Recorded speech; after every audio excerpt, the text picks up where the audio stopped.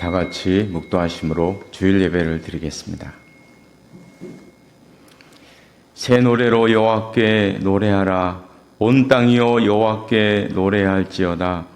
여호와께 노래하여 그의 이름을 송축하며 그의 구원을 날마다 전파할지어다. 아멘.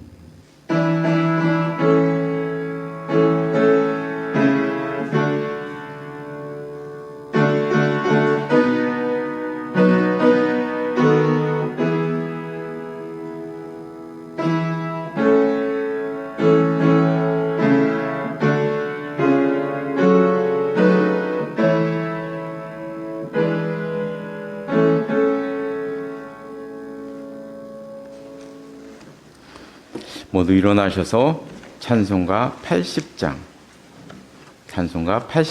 부르시겠습니다.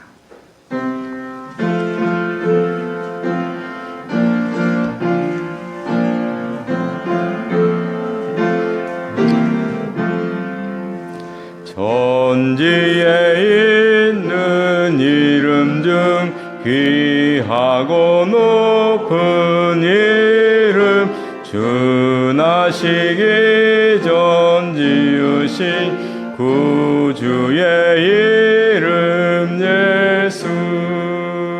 주 앞에 내가 엎드려 그 이름 찬송함은 내 귀에 들린 말씀 중 귀하신 이름 예수. 주 십자가에 달릴 때 명패에 쓰인 대로 저 유대인의 왕이요 곧 우리 왕이시라. 주 앞에 내가 엎드려 그 이름 찬송함은 내 귀에 들린 말씀 중 귀하신 이름 예수. 지금도 살아 계셔서 언제나 하시는 일 나 같은 죄인 부르사 참 소망 주시도다. 주 앞에 내가 엎드려 그 이름 찬송함은 내 귀에 들린 말씀 중 귀하신 이름 예수. 주 예수께서 영원히 어제나 오늘이나 그 이름으로 우리에게 참 복을 내리신다. 주 앞에 내가 엎드려 그 이름 찬송함은 내 귀에 들린 말씀 중 귀하신 이름 예수. 아멘.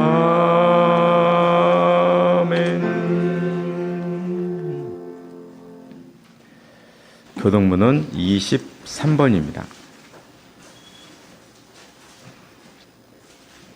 교동문 23번 시편 43편 말씀입니다. 하나님이여 나를 판단하시되 경건하지 아니한 나라에 대하여 내 송사를 변호하시며 주는 나의 힘이 되신 하나님이시거늘 어찌하여 나를 버리셨나이까. 내가 어찌하여 원수의 억압으로 말미암아 슬프게 다니나이까. 주의 빛과 주의 진리를 보내셔 나를 인도하시고 주의 거룩한 산과 주께서 계시는 곳에 이르게 하소서. 그런즉 내가 하나님의 제단에 나아가 나의 큰 기쁨의 하나님께 이르리이다. 하나님이여 나의 하나님이여 내가 수금으로 주를 찬양하리이다. 내 영혼아 내가 어찌하여 낙심하며 어찌하여 내 속에서 불안해하는가. 너는 하나님께 소망을 두라. 그가 나타나 도우심으로 말미암아 내 하나님을 여전히 찬송하리로다. 아멘. 다 같이 사도신경으로 신앙 고백하시겠습니다. 나는 전능하신 아버지 하나님 전지의 창조주를 믿습니다. 나는 그의 유일하신 아들 우리 주 예수 그리스도를 믿습니다. 그는 성령으로 잉태되어 동정녀 마리아에게서 나시고 본디오 필라도에게 고난을 받아 십자가에 못 박혀 죽으시고 장사된 지 사흘 만에 죽은 자 가운데서 다시 살아나셨으며 하늘에 오르시어 전능하신 아버지 하나님 우편에 앉아 계시다가 거기로부터 살아있는 자와 죽은 자를 심판하러 오십니다. 나는 성령을 믿으며 거룩한 공교회와 성도의 교제와 죄를 용서받는 것과 몸의 부활과 영생을 믿습니다. 아멘. 네, 자리에 앉으시기 바랍니다. 예, 우리가 사도신경의 성령님에 관한 부분 두 번째, 오늘은 이제 마지막으로 말씀을 드리려고 합니다. 우리가 이제 삼위일체 하나님의 그 사역을 지난주에 잠깐 말씀드린 적이 있어요.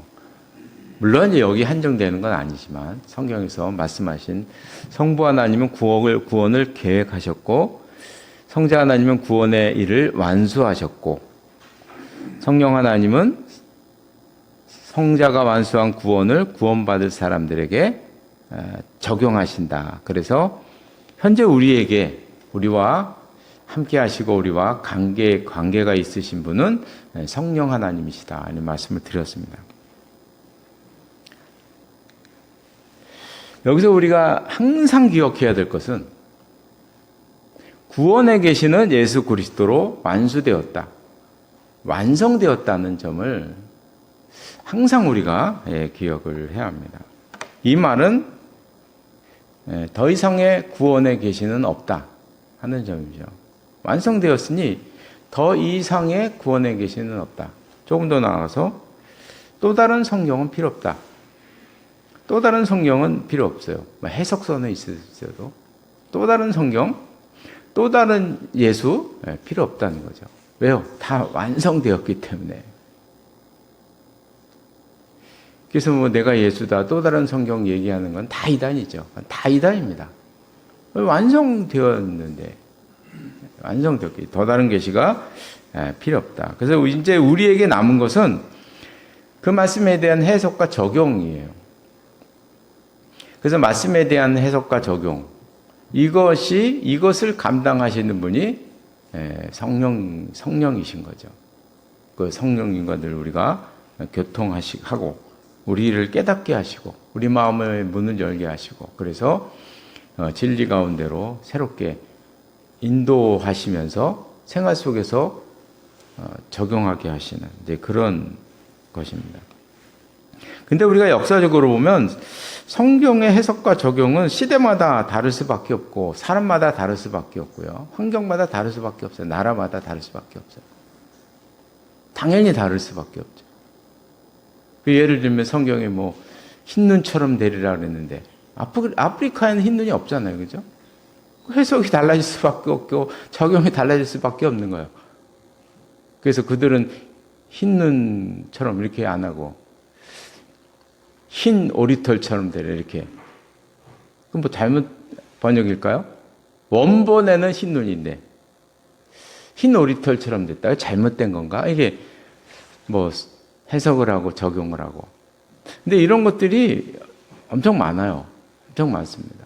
세세한 것들. 그리고 적용하는 것들도 상당히 많이 있고요. 그러면 기독교 교리가 다 완성됐느냐? 아직도 완성이 안 된 겁니다. 굵은 건 됐죠. 그런데 이걸 세세한 것을 해석하고 적용하는 것은 끊임없이 일어나는 일이고 아직 완성된 게 아니에요. 계속 발전하고 있어요. 계속 발전하고 있어요. 그래서 우리는 이게 열린 마음을 가지고 그런 것들을 바라봐야 하는데요. 바라봐야 되는데, 역사적으로 보면 이 시대의 관심이 이게 달라져요. 교리도 마찬가지입니다. 시대의 관심이 달라집니다. 이렇게 변하고 있어요. 변하고 있는데 초대교회 시대의 관심은 항상 예수님은 누구신가였어요. 이걸 교리적으로 그리스도론, 기독론이라고도 하고 그리스도론이라고 하다. 예수님이라는 분이 34년 동안 살다가 우리 곁에 계셨다가 가셨는데, 부활해서 가셨는데, 그분이 도대체 누구신가? 위치 설정이 안 된 거죠. 초대교회 이제 사도들이 외쳤잖아요. 주와 그리스도가 되게 하셨다. 초대 원시 기독교 복음입니다. 주와 그리스도 신앙 고백이 있었어요. 너무 간단하잖아요. 그죠? 이단들은 막 득세하는데, 그래서 이제 500년 동안 이 문제 가지고 교회는 씨름을 했어요. 500년 동안. 다른 거에 신경 쓸 겨를이 없어요. 도대체 예수님이 누구시냐? 왔다 가셨는데 그분이 누구시냐? 우리가 어떻게 믿어야 되느냐? 뭐 이런 500년 동안 싸웠어요. 교회 안에서.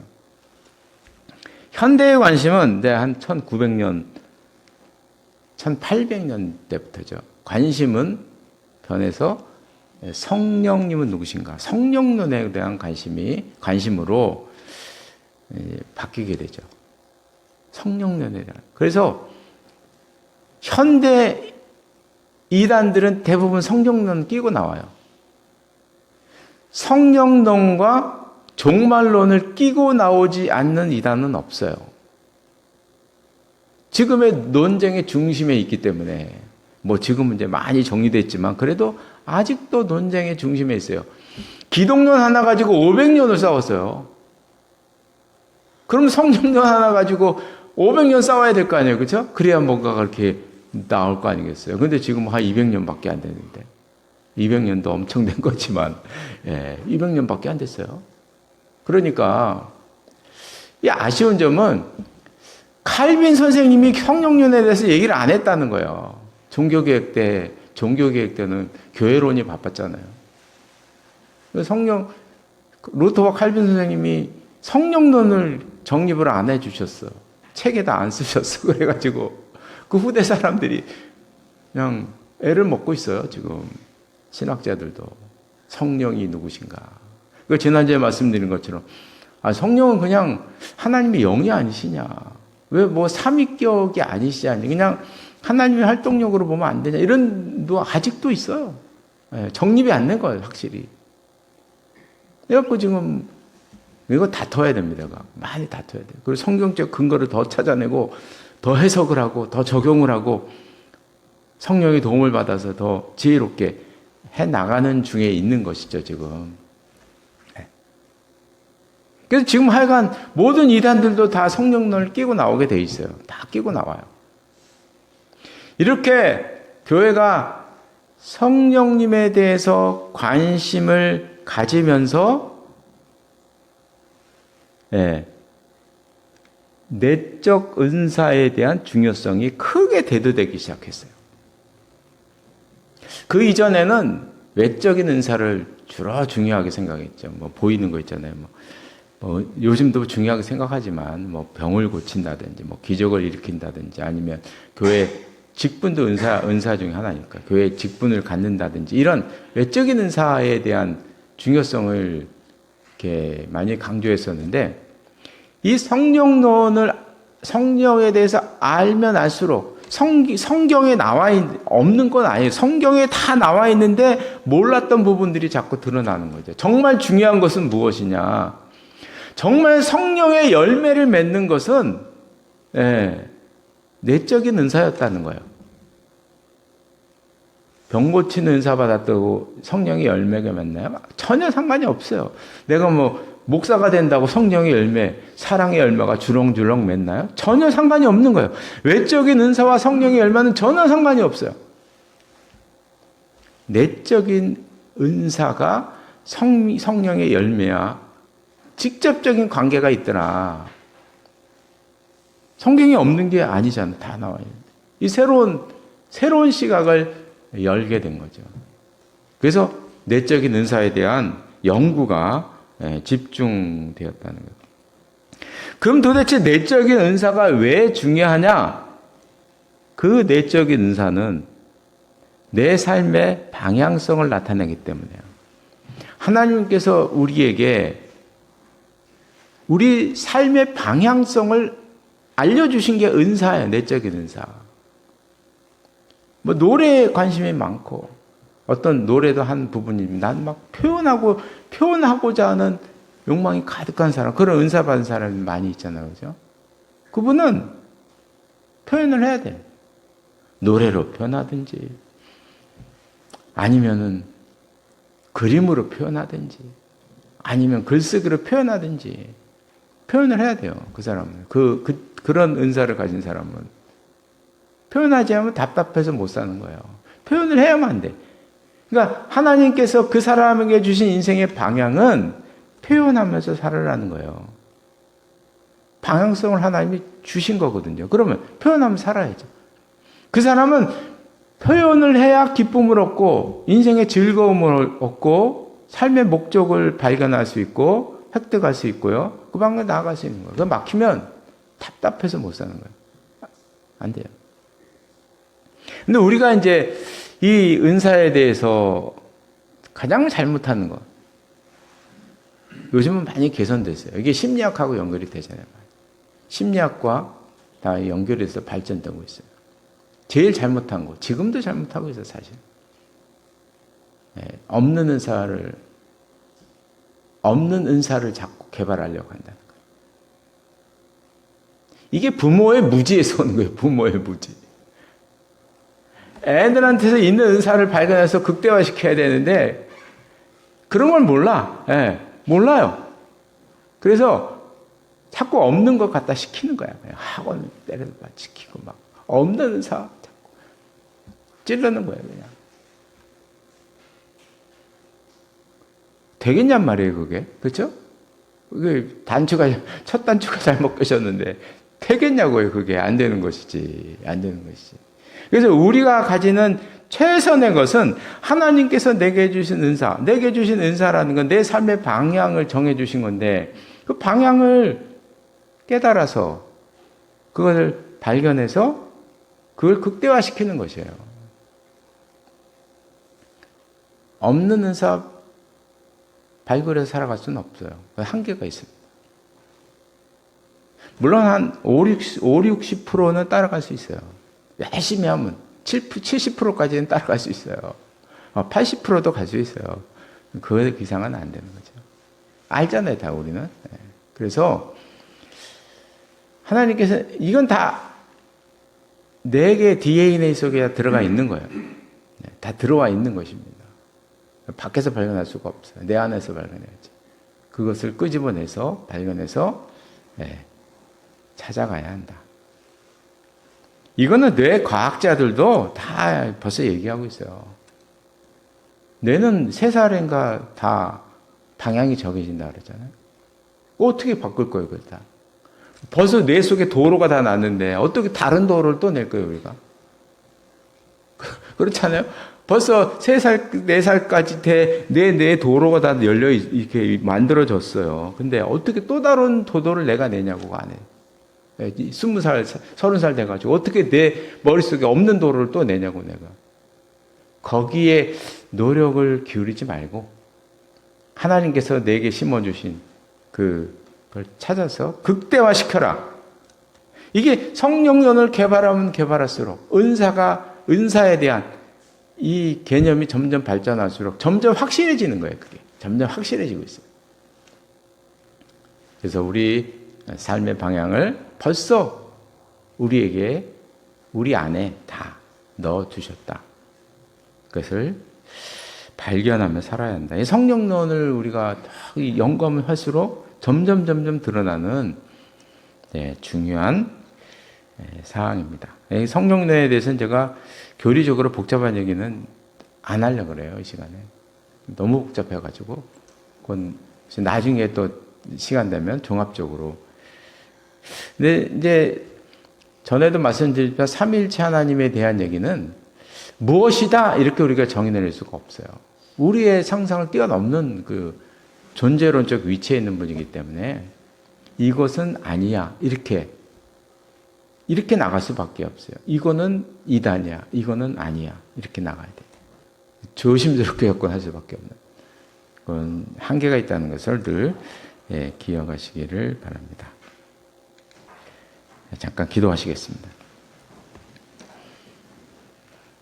영광과 존귀를 받으시기에 합당하신 하나님 아버지, 오늘 이 시간에도 함께 모여 예배드릴 수 있도록 인도하시니 감사를 드립니다. 저희들에게 함께 해주셔서 하나님의 은혜를 깨닫는 귀한 시간 되게 하여 주옵소서. 하나님께서 저희들을 이 땅에 나게 하시고 복된 삶을 살 수 있도록 인도하신 데는 뜻이 있는 줄 압니다. 하나님께서 주신 그 목적과 뜻이 무엇인지 깨닫게 하시고 그 목적과 뜻을 성취하며 살아갈 수 있도록 인도하여 주시옵소서. 인생은 너무나 짧고 한 번 살고 가는 것인데 하나님께서 주신 삶을 빛과 소금으로 살아갈 수 있도록 인도하여 주시옵소서.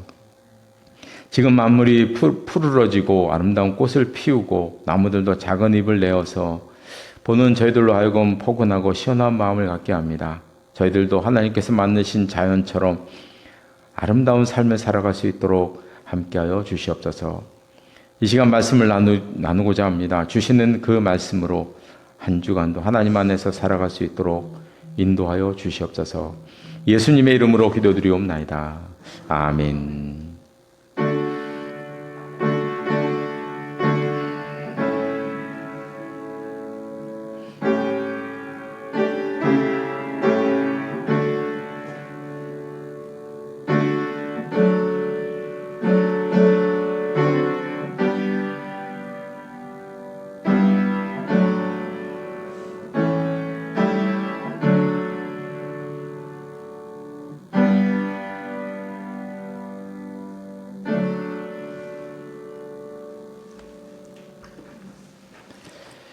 오늘 주시는 하나님의 말씀은 신약성경 사도행전 15장 말씀입니다. 신약성경 214쪽에 있습니다. 214쪽. 사도행전 15장 36절에서 41절 말씀까지. 36절에서 41절 말씀까지 한 절씩 교독하시겠습니다. 제가 먼저 36절을 읽겠습니다. 며칠 후에 바울이 바나바더러 말하되 우리가 주의 말씀을 전한 각 성으로 다시 가서 형제들이 어떠한가 방문하자 하고 바울은 밤빌리아에서 자기들을 떠나 함께 일하러 가지 아니한 자를 데리고 가는 것이 옳지 않다 하여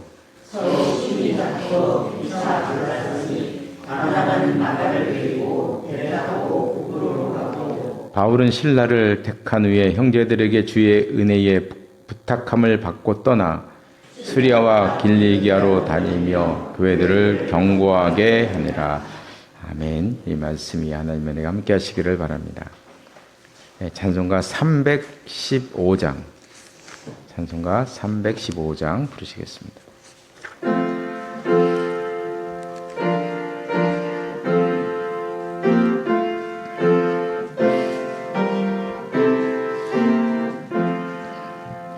내 주 되신 주를 참 사랑하고 곧 그에게 죄를 다고합니다. 그는 은혜를 주신 내 예수시니 이전보다 더욱 사랑합니다. 주 날 사랑하사 구하시려고 저 십자가 고난 당하셨도다. 그가 지관 쓰신 내 주 배우니 이전보다 더욱 사랑합니다.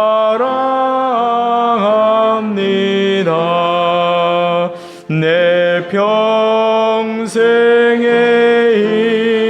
힘쓴 그 큰 의무는 주 예수의 덕을 늘기림이라. 숨질 때에까지 내 할 말씀은 이전보다 더욱 사랑합니다.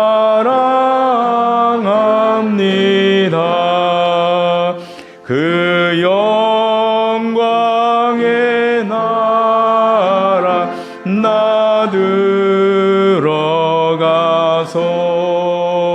그 풍성한 은혜 늘 감사리.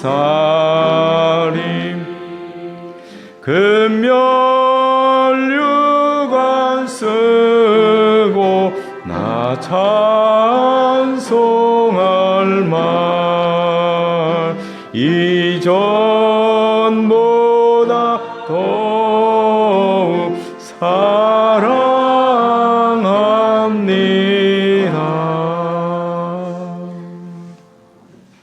아멘. 네, 우리가 5월 달에 들어서 우리 신앙의 성장 과정에 대해서 보고 있는데요. 첫째 주일은 어린 시절의 의미.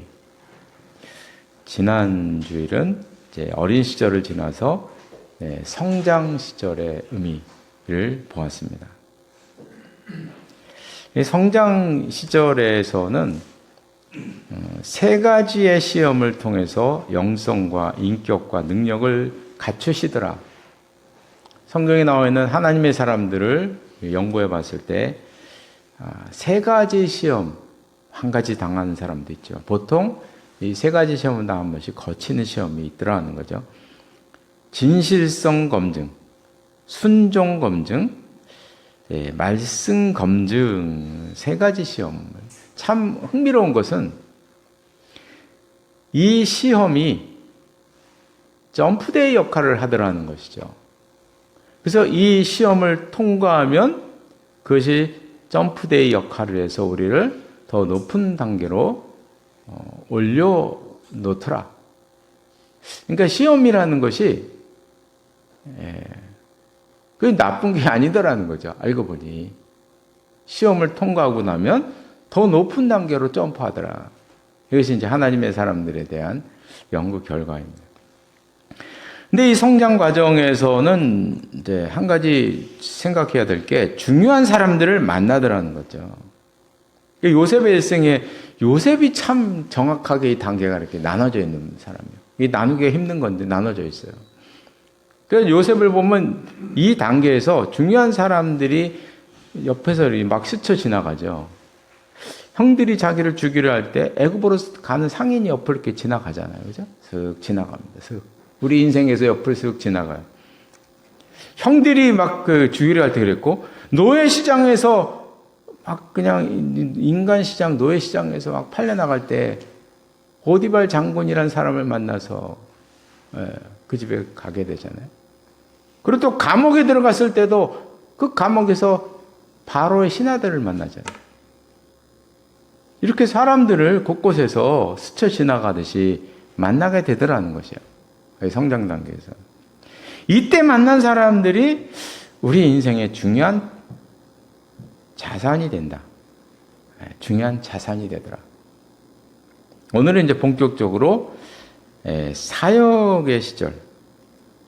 이렇게 이제 성장 단계에서 사역 단계로 가는 게 뭐 딱 몇 년부터 몇 년까지는 이렇게 되진 않고 섞여 있을 수도 있고요. 사람마다. 그런 것이죠. 그러나 일단은 성장 단계가 먼저 온 다음에 이제 본격적으로 일하는 단계로 들어가더라는 것이죠. 이 단계에서 이제 본격적으로 자기에게 과업이 주어집니다. 이 단계에는 예수님께서 말씀하신 아주 중요한 삶의 원리가 있어요. 그게 이제 이 말씀입니다. 그 주인이 이르되 잘하였도다 착하고 충성된 종아 너가 적은 일에 충성하였으면 내가 많은 것을 내게 맡기리니 내 주인의 즐거움에 참여할지어다. 마태복음 25장에 예수님께서 그 유명한 달란트 비유의 말씀을 하실 때 하신 말씀입니다. 중요한 원리. 작은 것에 충성한 자에게 큰 것을 맡긴다. 대단히 중요한 이거는 꼭 신앙의 원리뿐만이 아니에요. 우리 삶의 원리를 전체를 관통하는 너무나 중요한 말씀이 이 말씀 속에 들어있다는 것입니다. 여기 보면 충성된 자에게 더 많은 것을 줬잖아요. 5달란트 받은 사람에게 10달란트를 줬잖아요. 그리고 게으른 1달란트 받은 사람의 것을 덤으로 또 얹어주셨어요. 그죠? 네. 이런 일들이 우리 삶 속에서도 많이 일어나는 일들입니다. 여기서 더 큰 것을 주는 중요한 기준이 하나가 있어요. 유일한 기준이라고 볼 수가 있어요. 그것이 바로 충성. 이것을 그냥 보편적인 단어로 말을 한다면 성실성입니다. 사역에서 가장 중요한 게 무엇이냐? 그것은 성실성입니다. 성실성. 그러면 무엇에 대한 성실성이냐? 적은 일의 성실성입니다. 작은 일의 성실성. 이거의 중요한 포인트라는 거죠. 대단히 중요한 포인트. 내게 맡겨진 작은 일을 성실히 감당할 때 더 큰 일이 내게 다가온다. 그래서 젊은 때일수록 일을 처음 시작하는 단계일수록 가장 중요하게 생각해야 될 것은 작은 일을 중요하게 생각해야 된다. 작은 일을 집중해서 중요하게 생각해야. 그 사람의 됨됨이를 판단하는 것은 작은 일을 어떻게 하냐 안 하냐에 이걸 다르게 보면요. 윗사람들이나 다른 사람들이 봤을 때 그 사람을 판단하는 가장 중요한 요소 중에 하나는 작은 일을 어떻게 감당하느냐 이걸 본다는 것이죠. 그걸 본다는 거예요. 이건 그냥 예수님의 신앙적인 말씀을 하신 게 아니에요. 이건 우리 삶의 전체를 관통하는 너무 중요한 말씀인 거예요. 작은 일. 뭐 뒷정리를 한다든지 뭔가를 준비한다든지 뭐 동아리에서 뭐 작은 돈을 움직인다든지 그걸 회계를 한다든지 보이지 않는 것들 있죠. 네, 그런 것들에 대한 성실성. 어떤 뭐 프로젝트에 있는데 드러나지 않는 뒤에서 뭔가 이루어지는 그 일에 대한 성실성. 요것이 중요하다는 거예요. 요것이 대단히 중요하다. 보통 많이 그러잖아요. 요즘 드러나는 일을 맡기를 원하잖아요. 젊은 시절부터 다 드러나는 일 맡기를 원하죠. 배우로 치면 큰 역 받기를 원하잖아요. 이 다 누구에나 그런 소망이 다 있는 것이에요.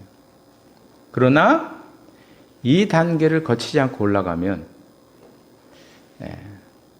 배우로 말하면 수많은 작은 역들을 소화하지 않고 올라가 버리면 반드시 올라가서 문제가 생기는 거예요. 추락하게 돼 있죠. 우리가 이거 다 알잖아요. 그죠? 세밀한 여러 가지의 배역에 대한 것이 갖춰져 있지 않으면 올라가면 그 사람은 추락하게 돼 있어요. 뭐 소리소문 없이 사라지는 것이죠. 그래서 배우를 예로 들면 정말 지금 유명한 분들, 뭐 텔레비전에 나온 분들이 대부분 그런 것 같아요. 보면은 그냥 어렸을 때 그 소극단에서 들어가서 그냥 청소하면서 그 홍보지를 붙이고 다니고 날아다니면서 남은 시간에는 알바하면서 돈 벌어가지고 그렇게 그냥 뭐 투잡, 쓰리잡 해가면서 안 해본 거 없이 다 해보는 사람. 이런 경험, 네. 이런 하나하나 모든 분야의 경험. 처음부터 청소부터 시작해서 단계 하나하나 성실함으로 밟아 올라가면서 여러 가지 배역을 다 섭렵해 나가는 이런 경험, 이런 성실함의 경험이 결국 위로 올려가는 것이죠. 그래서 이때 가장 중요한 것은 작은 일에 대한 성실합니다. 인성 단계에서는 하나님께서 3가지 검증을 하신다고 말씀을 드렸어요. 근데 이 사역 단계에서도 또 이런 거 겪지 않으면 참 좋겠는데 하나님께서 우리에게 주시는 몇 가지 경험이 있더라는 것이죠. 피하고 싶지만 누구나 만나는 경험. 그것이 바로 갈등입니다. 갈등. 사역에서 경험하는 갈등. 성장 단계에서는 주로 그때도 갈등이 있죠. 근데 그건 내 혼자 겪는 내적인 갈등이에요. 내가 해를 받을지라도 진실함을 선택할 건지, 순간을 모면하기 위해서 진실함을 외면할 것인지, 이 진실함 검증 앞에서 내가 어떻게 할 것인가, 이 내적인 갈등이죠. 주로 나의 내적인 갈등이에요. 내가 이해는 안 가지만 이 말씀, 내가 이 상황에서 이 말씀을 순종해야 될지 말아야 될지 내적 갈등이에요. 그리고 내 삶의 절벽 위에서, 내가 이 절벽 위에서 하나님의 말씀을 선택을 할 것인지 아니면 세상의 논리를 선택할 것인지, 이 말씀의 검증, 이 검증, 나의 내적 갈등이죠. 이건 나의 내적 갈등이에요. 나의 내적 갈등. 그런데 사역하면서 이루어지는 갈등은 내적 갈등이 아니에요. 그걸 뛰어넘는 인간과 인간과의 갈등이라는 것이죠. 이게 반드시 누구에게나 다 찾아오게 됩니다. 그래서 갈등하면 이제 오늘 우리가 성경 읽은 게 괜히 읽은 게 아니고 바나바와 바울이잖아요. 그죠? 갈등, 바나바와 바울입니다. 근데 오늘 본문이 바나바와 바울의 갈등이 아주 너무나 극렬하게, 39절에 보면 서로 심히 다투어서 막 피자 갈라질 정도의 이런 갈등을 겪었어요. 근데 이런 두 사람의 갈등은 사실 알고 보면 오늘 보면 이전부터 시작이 된다고 보고 있어요. 처음에는 바나바가 리더였죠. 바나바가 바울을 사도들에게 소개시켜 줬고요. 나중에 뭐 안디옥 교회로 이끌어 준 것도 바나바였어요. 여기 보면 여기 나오잖아요. 사도행전 11장 25절에 보면 바나바가 사울을 찾으러 다소에 가서, 다소에서 칩거하고 있던 사울을 찾아가서 예루살렘으로 데려가서 제자들을 만나게 하는, 무대에 등장시킨 인물이 바나바죠. 바나바입니다. 그 전도여행 갈 때도 처음에는 바나바가 리더였어요. 근데 시간이 갈수록 달라집니다. 여기 보면 항상 바나바와 바울을 얘기할 때는 바나바와 사울, 바울입니다. 바울의 손으로 보내지니라. 바나바와 바울을 따로 세우라 하시니. 항상 바나바와 바울입니다. 그런데 13장 46절에서부터는 이게 달라져요. 바울과 바나바로 바뀌어지게 돼요. 바뀌어지고 왔다 갔다 하는 이런 것을 겪어야 됩니다. 이 말에서 우리가 딱 느낄 수 있는 것은 리더십의 변화가 왔구나 하는 걸 알 수가 있죠. 리더십의 큰 변화가 오게 된 것이에요. 그러니까 언제냐 이때가 바로 1차 전도 여행 때예요. 1차 전도 여행 가기 전까지, 그리고 초반까지는 바나바와 사울이었어요. 항상. 그런데 1차 전도 여행 중간부터는 바울과 바나바로 리더십이 바뀌어버리게 됐어요. 왜냐하면 우리가 다 알잖아요. 사도 바울은 선교에 특화된 분이에요. 다시 얘기하면 하나님께서 이 사도 바울을 하나님의 선교 사역자로 벌써 하나님께서 키운 사람이라는 것이죠. 아까 이제 성령 내적 은사를 얘기했잖아요. 그죠? 그 말에 따르면 세계 선교 사역에서 지금 바울의 은사가 드러나기 시작했다. 폭발적으로 드러나기, 사도 우리 알잖아요. 그죠? 폭발적으로 드러나기 시작한 거예요. 그러니 바울이 앞서게 될 수밖에 없는 것이죠. 이런 일은 흔하게 일어납니다. 후임자가 먼저 승진해서 리더가 되고 리더십이 중간에 바뀌기도 하고 그때 잘못하면 그 공동체는 나락으로 가는 것이죠. 그래서 이 갈등이라는 게 대단히 중요한 거예요. 잘못 관리하면요 나락으로 가는 거예요. 그냥 공동체가 다 나락으로, 나뿐만 아니고 다 나락으로 가는 것이죠. 그 대표적인 것이 교회에서는 원로 목사 제도잖아요. 후임이 왔는데 지도력을 안 넘겨줘. 어쩌라고 했잖아요. 그죠? 후임이 왔어요. 근데 지도력을 안 넘겨줘. 어떡하겠어요? 이래서 힘든 교회가 한둘이 아니라는 게 말 같지 않은 이야기들이 벌어지는 거잖아요. 이 바나바와 바울을 보면 참 안타까워요. 결국 이제 두 사람이 결별을 했는데 결별한 이유가 뭐냐? 참 기가 막힌 내용이에요. 너무나 기가 막혀요. 39절에 나오잖아요. 그죠? 마가를 데리고 가냐 안 가냐. 이게 37, 38에 바나바는 마가를 데려가자. 바울은 데려가는 게 옳지 않다. 데려가지 말자. 저는 이 질문을 많이 받아요. 바나바와 바울 둘 중에 누가 잘못했나요? 사실 우리나라 사람들은 대부분 바울이 잘못했다고 생각해요. 왜냐하면 그렇게 대답해요. 왜냐하면 이유는 하나예요. 나이가 어리다. 나이가 어려서. 젊은 것이. 대선배. 지금 대선배예요. 바나바는. 바울이 이끌어진 대선배잖아요. 대선배. 아니 젊은 것이 말이야. 대선배를 몰라보고 지가 양보해야지. 우리나라는 이제 나이가 중요한 사회이기 때문에 다 그냥 열이면 8, 9은 바울이죠. 이렇게 대답해요. 그냥. 근데 두 사람 모두 잘못한 게 없죠. 두 사람 다 옳은 것도 아니고 틀린 것도 아니에요. 마가네 데리고 가도 되고 안 데려가도 되죠. 그게 뭐 그리 중요한 일인가요? 바나바와 사울만 있으면 되는 것이지. 마가 데리고 가고 안 데려가고는 옳고 그런 것도 아니고 중요한 것도 아니고 그래요, 사실. 그렇습니다. 제가 지난주에 이제 그런 말씀을 드렸죠. 사건이 중요한 게 아니고 해석이 중요하다. 사건 자체는 대부분 중립적인 것입니다. 지금 바나바와 바울이 다툰 것도 사건 때문에 다툰 게 아니죠. 해석 때문에 다투는 거예요. 이 바나바가 데려가냐 안 들어가냐 이게 옳고 그르기 때문에 지금 싸우는 게 아니에요. 해석 때문에 싸우는 거죠. 다투는 것이죠. 그래서 저는 요 이면에는 이건 제 생각입니다.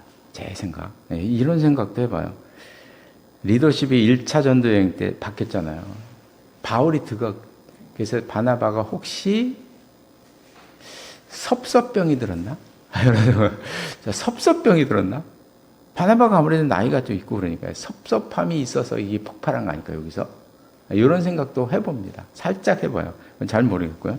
그러나 이제 두 사람 갈등의 진짜 원인을 생각하면 이렇게 말할 수 있어요. 이건 두 사람의 스타일 차이에서 나오는 것이다.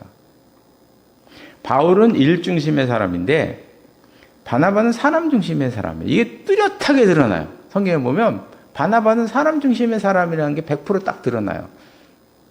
바울은 누가 봐도 이분은 일 중심의 사람이에요. 이게 딱 드러나요. 일 중심의 사람의 특징은 목표를 중요하게 생각하죠. 그래서 결국은 이 일을 이뤄내요. 근데 일을 이루어내는 과정에서 사람을 돌보지 않아요. 사람에게 상처를 주고 목적을 위해서라면 따라오지 못하는 사람을 도태시키죠. 왜냐하면 이 사람은 일이 중요하니까. 자기는 의식을 못해요. 잘 의식을 못해요. 내가 저 사람 잘라야지. 그래서 자르는 게 아니에요, 이분은. 저 사람 내가 평소에 뭐 안 좋았지. 이래서 자르는 게 아니에요. 일 목적을 이루는데 그 사람이 방해가 되면 부서 이전시키는 거죠. 근데 당하는 사람은 물 먹었다 생각하는 그게 일 중심의 사람인 거죠. 이 바울을 보면 바울에게 중요한 것은 항상 목적이 분명해요. 땅끝까지 가는 거예요. 땅끝까지 가는 것. 세계 선교입니다. 근데 마가가 이 사역에 적합하지 않다는 것이에요. 그래서 38절에 보면 밤빌리아에서 자기를 떠나서 가지 아니한 마가 1차 전도 여행 때 중간에 몸이 아팠던 것 같아요. 몸이 아파가지고 돌아갔어요. 마가가 같이 갔거든요. 근데 돌아갔어요. 그러니까 바울이 얘기하는 거예요. 왜 또 데려가려고 그러느냐? 도중에 돌아온 사람을. 그런 얘기죠. 틀렸나요? 하나도 틀린 게 없어요. 다 100% 맞는 얘기입니다. 짐이 될 게 분명하다. 그러니까 선교 사역의 목적을 이루는데 방해가 되지 않겠냐. 그리고 저렇게 허약한 사람을 데려가면 되겠냐 하는 거죠. 반면에 사람 중심의 사람은 멘토 기질이 있잖아요. 일보다 사람의 마음에 더 관심이 많고 사람을 키워주고 이끌어주는 사람. 결국 사도 바울을 이끌어낸 사람도 바나바예요. 저 구석에 있는 다소에서 10년 동안 숨어 살던 그 사울을 예루살렘으로 끌어올린 사람이잖아요. 바나바. 사람을 중요하게 생각하는 사람입니다. 그런데 사람에게 신경을 쓰다 보니 일을 잘 이루지 못할 때가 많아요. 더디 이루는 경향이 있다. 이게 사람 중심의 사람의 한계입니다. 그래서 이제 바나바는 마가라는 사람이 귀하죠. 바나바에게. 키우는 게 중요한 거예요. 데려가야 되지 않겠나. 이렇게 이제 이야기하는 것입니다. 그럼 누가 옳은가? 옳고 그름의 문제가 전혀 아닙니다. 타협할 문제다. 제 생각에는 두 분이 따로 간 건 결과적으로 저는 잘한 결정이라고 생각해요. 스타일이 다르면 좀 이렇게 전도여행이 두 개가 생겼잖아요. 그죠? 얼마나 초대교회, 물론 바나바의 전도여행은 기록이 안 남았기 때문에 아쉬운 부분이 있지만 두 개의 전도여행이 생겨버렸잖아요. 그 결과적으로 보면 아주 바람직한 얘기예요.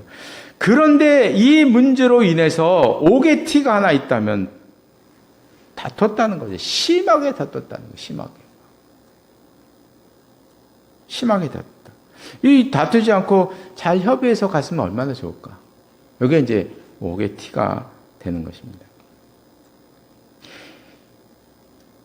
어느 모임에나 이런 갈등이 존재합니다. 일 중심의 사람이냐, 사람 중심의 사람이냐. 어떻게 해야 되나? 타협하는 길밖에 없습니다. 이제 말씀을 마치겠는데요. 이 갈등 문제는 견디기가 정말 힘들어요. 그래서 지혜가 필요합니다. 일단 신앙 공동체 안에서 갈등이 일어나면 어떻게 해야 되느냐. 항상 맨 먼저 생각해야 될 것은 이것이 복음에 관한 것이냐, 복음에 관한 것이 아니냐를 구분을 해야 됩니다. 제일 먼저 해야 될 것이 이게요. 이게 영적이냐, 영적이 아니냐를 제일 먼저 구분을 해야 돼요. 복음적인 것이냐, 아니냐. 만약에 예수 그리스도의 복음에 관한 것이다 그러면 이거는 물러서면 안 되는 거죠. 끝까지 어떤 사단이 일어나도 분별을 해서 어떻게 결론을 내야 되는 거야. 그러나 복음에 관계되지 않은 것이라면 이건 타협을 해야 되는 것이죠. 타협을 해라. 한 발씩 물러서라 하는 거예요. 정치권이 하는 것만 그렇게 물러서라는 것이에요. 근데 한국교회의 가장 큰 문제는 뭐냐면 갈등이 생기면 대부분 영적으로 해석한다는 것이죠. 이게 가장 큰 문제예요. 가장 큰 문제. 대부분 다 영적인 문제예요. 영적인 문제로 접근하면 어떤 결과가 오느냐? 상대방은 사탄이 되는 거예요. 영적인 문제에서는요, 중간이란 건 없어요. 영적인 문제에서는. 영적인 문제에서는 상대방은 사탄, 아니면 악이에요. 그러니까 영적인 문제로 접근하기 시작하면 그것은 끝까지 간다는 얘기예요. 끝까지. 어디까지 가느냐? 목사님이 설교하러 왔는데 올라와서 이 넥타이 끈 찝어내고 끌고 내려가는 정도까지 가는 거죠. 왜요? 영적인 문제니까. 로 해석을 하니까. 전에 어느 분이 저한테 막 이야기를 하시더라고요. 교회 안에 목사님 말씀도 잘 안 따르고 좀 늘 반대 의견하는 사람이 있대. 근데 자기는 그걸 영적으로 보고 있대. 영적이라는 거죠, 저거를. 그래서 지금 계속 자기가 살피고 기도하는 중이라고 하더라고요. 그래서 제가 한마디 했죠. 영적으로 보지 마라. 그러니까 목사님들이 늘 설교에서 얘기하는 거야. 모든 걸 다 영적으로 보라는 거야. 다 영적으로 접근하라는 거야. 예, 목사님들이 다 이렇게 설교를 하니까 다 영적인 일에서 온다는 거예요, 다. 사소한 것들이 다 영적으로 민감하게, 영적인 민감성을 가져라. 매일 그런 설교를 하니까 도끼 눈으로 쳐다보는 거예요. 영적으로 분별하려고. 그래서 말씀을 드렸죠. 영적인 것을 보면 안 됩니다. 큰일 납니다. 아니, 목사님 의견에 반대할 수도 있는 것이지, 생각에 따라. 그걸 왜 자꾸 영적으로 보는 거예요? 그분도 교회를 위해서 얘기하는 거예요. 교회를 위해서. 그분도 교회를 생각해서 얘기하는 거예요. 근데 왜 자꾸 영적으로 자꾸 접근하냐는 거죠. 그래서 저는 설교 가운데 제일 문제 있는 게 그거라고요. 영적인 민감성을 가져가지고 사사건건 영적인 것으로 분별하라. 이 말도 안 되는 얘기죠. 말도 안 되는. 그러니까 싸움이 많은 거, 한국교회에. 조그만 거 갖고 맨날 싸워, 맨날. 서로 사탄이래. 영적인 것으로 접근하시면 안 됩니다. 네, 절대 그러시면 안 돼요. 이거는 제가 지금까지 경험해서 판단해 보면 교회에서 일어나는 갈등의 99%는 영적인 것이 아닙니다. 영적인 것이 아니에요. 영적인 것이 아닌데 영적으로 접근되니까 맨날 싸우는 거예요. 영적으로 접근하면 안 돼요. 절대로. 그래서 이제 지금까지 보면 이제 이런 것들이잖아요. 주방에 솥을 갖다 놓는데 스덴으로 할 것이냐, 뭐 무쇠로 할 것이냐, 가운을 입는데 무슨 색 가운을 입어야 되느냐, 뭐 야외를 가는데 어디로 가야 되느냐, 야외를 가는데 밥을 싸갈 것이냐, 가서 사 먹을 것이냐, 맨날 이거 갖고 싸우는 거죠. 그러지 않나요? 뭐 다른 거 있나요? 뭐 다른 특별히 심각한 게 있나요? 아무리 뒤다봐도 심각한 게 없어, 저는. 예, 하여간 공동체에서의 갈등은 영적으로 접근하면 안 됩니다. 복음인 것과 아닌 것과 구별하라. 이거는요, 반드시 해야 될 거예요. 이거는 반드시 해야 됩니다. 이거 반드시. 이걸 잘못하고 있어요. 그 다음에 이제 성향의 차이에서 오는 갈등. 이건 뭐 신앙의 공동체든 어디든 다 똑같이 일어나죠.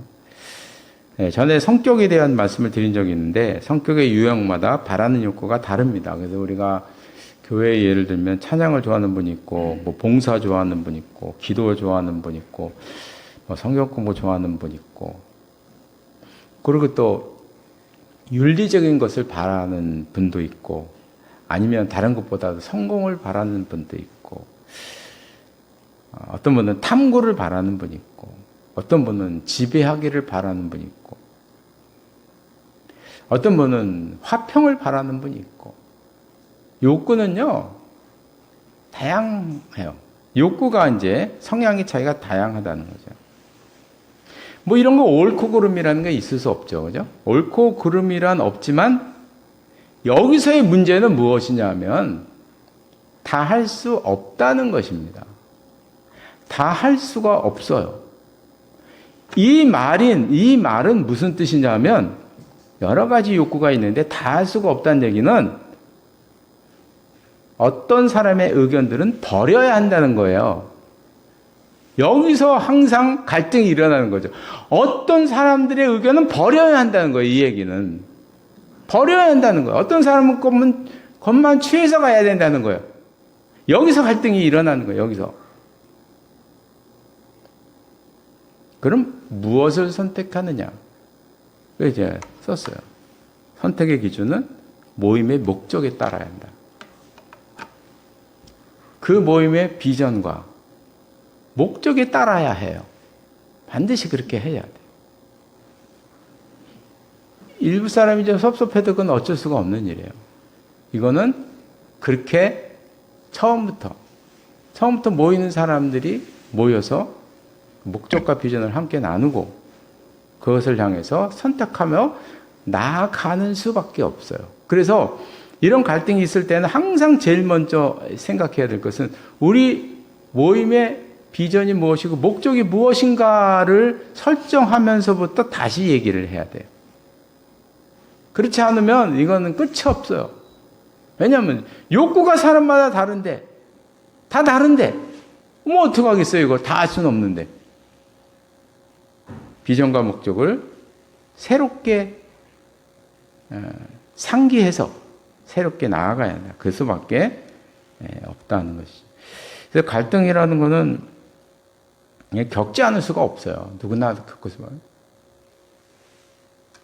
가족에서도 갈등이 생기잖아요. 그죠? 가장 친밀한 가족들도 갈등이 있는데 그럼 갈등이 갈등 속에 살아가는 거예요. 우리는요. 그러나 그 갈등 가운데서 정말 은혜롭게 잘 헤쳐나가는 이런 우리가 바울과 바나바처럼 이렇게 심하게 다투지 말고 이렇게까지 좀 다투지 말고 그냥 좀 이렇게 좀 은혜롭게 할 수 있는 지혜로운 우리들이 되시기를 바랍니다. 기도하시겠습니다. 하나님 아버지,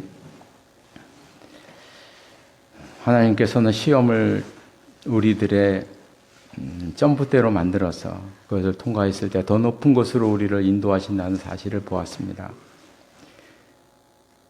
우리가 본격적으로 사역을 하면서 살아갈 때, 일을 하면서 살아갈 때 어쩔 수 없이 갈등이라는 것을 지금까지 겪으며 살아왔고 지금도 겪고 있고 앞으로도 겪을 수밖에 없는 그런 일임을 고백하지 않을 수가 없습니다.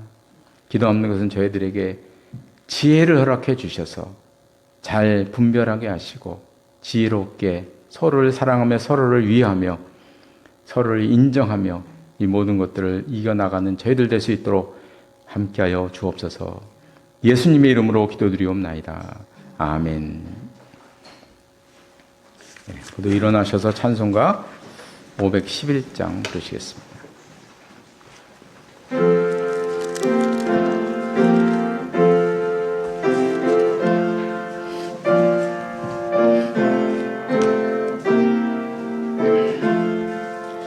예수 말씀하시기를 누가 오늘 일할까 곡식이고 거둘 때니 누가 출수하리요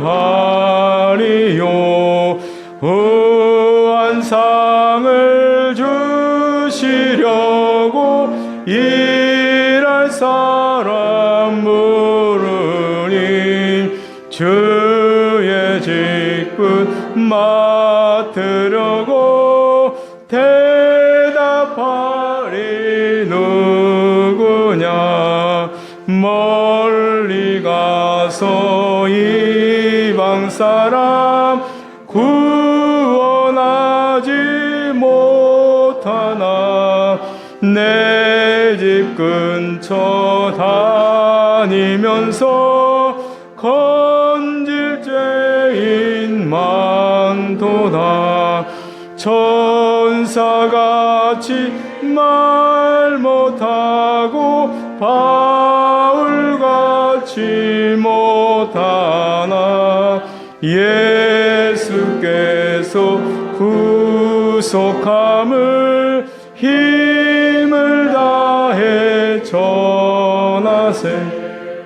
죽을 사람 구하라고 예수 너를 부르니 힘이 없어 못한다고 핑계하지 말아라. 주가 주신 직분 맡아 항상 기뻐 지키고 부르실 때 대답할 말 나를 보내주소서.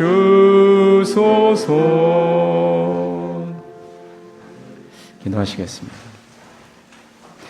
지금은 우리 주 예수 그리스도의 은혜와 하나님 아버지의 극진하신 사랑하심과 성령의 교제하심과 교통하심이 이 자리에 나와서 예배드린 그 하나님의 사람들과 가정과 기업 위에 항상 함께 하시기를 간절히 축원하옵나이다.